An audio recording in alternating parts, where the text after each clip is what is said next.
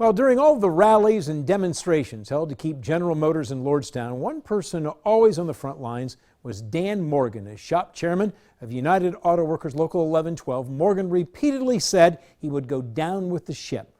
Well, now that the ship has sunk, now that GM has sold the plant, Morgan and his wife, who also worked at Lordstown, have decided to take their 4 children and together move to Bowling Green, Kentucky to build Corvettes.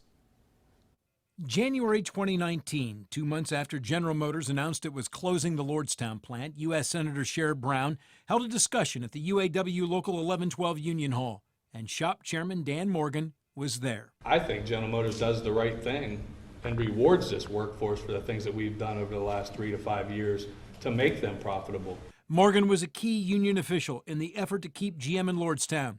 But on Tuesday, he submitted his resignation as 1112's shop chairman, because he and his wife have accepted jobs at the GM plant in Bowling Green, Kentucky, making Corvettes.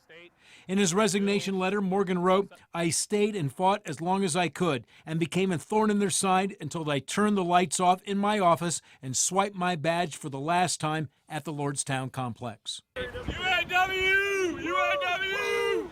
On the day negotiations began between GM and the UAW, Morgan was in Detroit, his arm raised, his fist clenched, wearing a red shirt that read "Invest in Lordstown."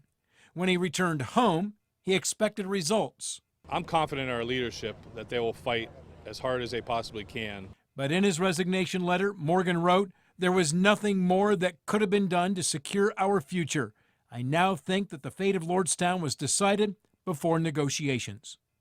Dan Morgan worked in the plant up until December 20th. He's among the last of the GM Lordstown employees to accept jobs elsewhere. And to that he wrote, "It killed me as our members were laid off and forced to move across the country, many without their families."